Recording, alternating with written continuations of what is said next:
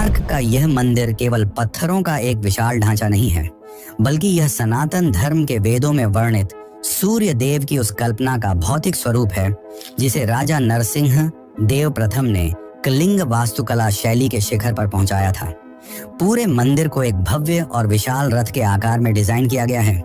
इस रथ के आधार पर पत्थरों को काटकर 12 जोड़ी यानी कुल 24 पहिए बनाए गए हैं।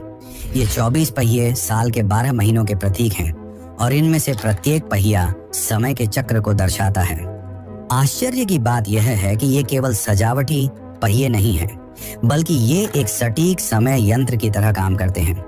हर पहिए में 16 तीलियां हैं, 8 बड़ी और 8 छोटी। इन तीलियों के बीच का अंतराल और उनकी छाया आज भी दिन के 8 प्रहर और 24 घंटों का सटीक विवरण दे सकती है। इन 8 बड़ी तीलियों के बीच 3 घंटे का गैप होता है, जो इसे पूरा 24 घंटे का एक चक्र बनाती है।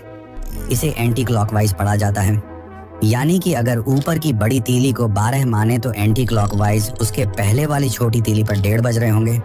साथ इन दोनों के गैप के बीच और भी छोटी छोटी तीलियां हैं और हर एक तीली 3 मिनट के अंतराल को दर्शाती है।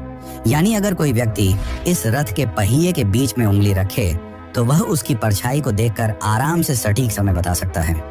इस दिव्य रथ को खींचने के लिए सामने की ओर 7 शक्तिशाली घोड़े बनाए गए हैं। ये 7 घोड़े सप्ताह के 7 दिनों और खासकर सूर्य के प्रकाश में मौजूद 7 रंगों का प्रतिनिधित्व करते हैं।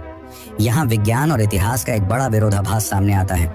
जहाँ आधुनिक विज्ञान मानता है कि आइजैक न्यूटन ने 1666 में प्रिज्म के जरिए रोशनी के 7 रंगों की खोज की थी, वहीं 13वीं सदी में बना ये मंदिर चीख चीख कर कह रहा है कि हमारे पूर्वज न्यूटन से 400 साल पहले ही इन वैज्ञानिक सत्यों से परिचित थे।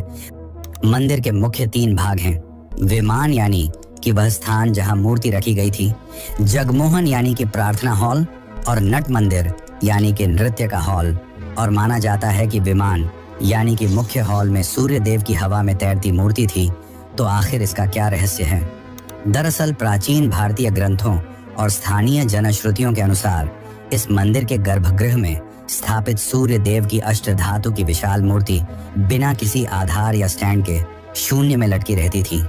ये कोई जादू नहीं, बल्कि भौतिक विज्ञान यानी कि फिजिक्स का एक ऐसा अद्भुत चमत्कार था जिसे मैग्नेटिक लेविटेशन कहा जाता है। इस असंभव कार्य को अंजाम देने के लिए मंदिर के शिखर पर 52 टन का एक विशाल चुंबकीय पत्थर लगाया गया था। शिल्पकारों ने मंदिर के ऊपरी हिस्से में लगे उस महाचुंबक के